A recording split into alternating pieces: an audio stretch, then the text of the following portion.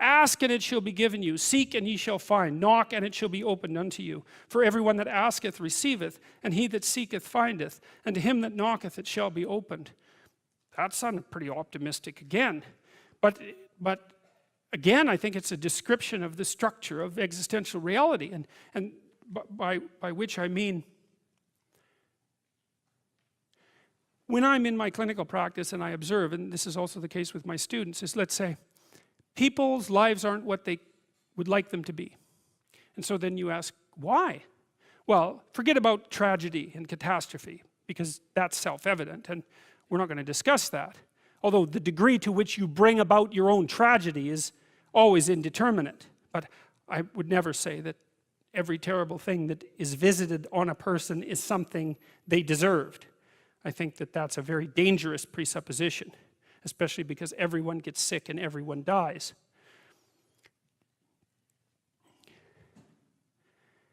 But one of the main reasons that people don't get what they want is because they don't actually figure out what it is. And the probability that you're going to get what would be good for you, let's say, which would even be better than what you want, right? Because, you know, you might be wrong about what you want easily. But maybe you could get what would really be good for you. Well, why don't you? Well, because you don't try. You don't think, okay, here's what I would like if I could have it. And I don't mean in a way that you manipulate the world to force it to deliver you goods for status or something like that. That isn't what I mean. I mean something like, imagine that you were taking care of yourself like you were someone you actually cared for. And then you thought, okay, I'm caring for this person. I would like things to go as well for them as possible. What would their life have to be like in order for that to be the case? Well, people don't do that. They don't sit down and think, all right, you know, let's figure it out. You've got a life. It's hard, obviously. It's like 3 years from now, you can have what you need. You've got to be careful about it.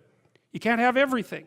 You can have what would be good for you, but you have to figure out what it is, and then you have to aim at it. Well, my experience with people has been is, if they figure out what it is that would be good for them, and then they aim at it, then they get it. And it's strange because it's a strange thing. It's not quite that simple because, you know, you may formulate an idea about what would be good for you, and then you take 10 steps towards that, and you find out that your formulation was a bit off, and so you have to reformulate your goal. You know, so you're kind of going like this as you move towards the goal. But a huge part of the reason that people fail is because they don't ever set up the criteria for success.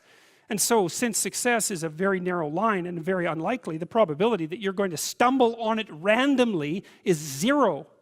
And so there's a proposition here, and the proposition is, if you actually want something, you can have it. Now the question then would be, well, what do you mean by actually want? And the answer is that you reorient your life in every possible way to make the probability that that will occur as certain as possible. And that's a sacrificial idea, right? It's like, you don't get everything. Obviously.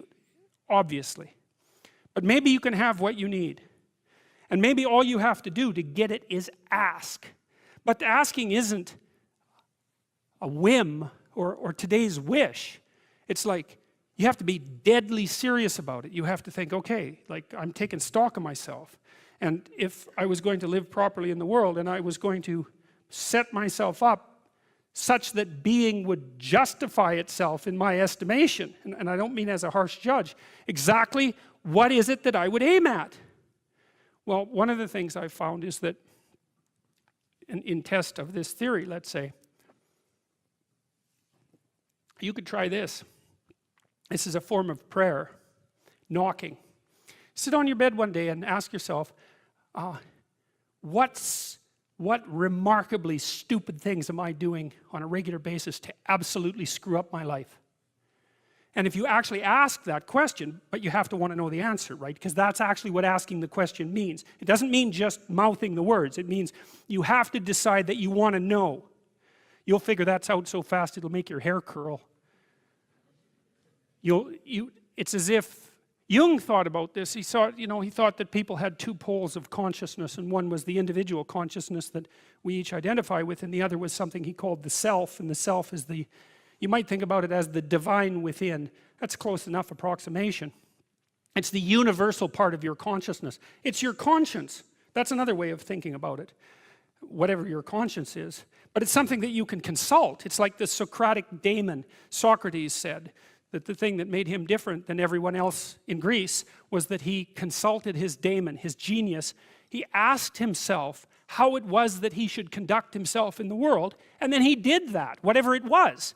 He didn't try to force a solution, you know. He didn't try to force a solution selfishly. He asked, I'm going to manifest myself in the best possible manner in the world. I would like to do that. What would that be? Well, you're perfectly capable of thinking. God only knows how. You're perfectly capable of immense feats of imagination and dream and fantasies. God only knows how you do all of that. What would happen if you consulted yourself about the best possible outcome for you? You might get an answer. Well, that's what this proposition is.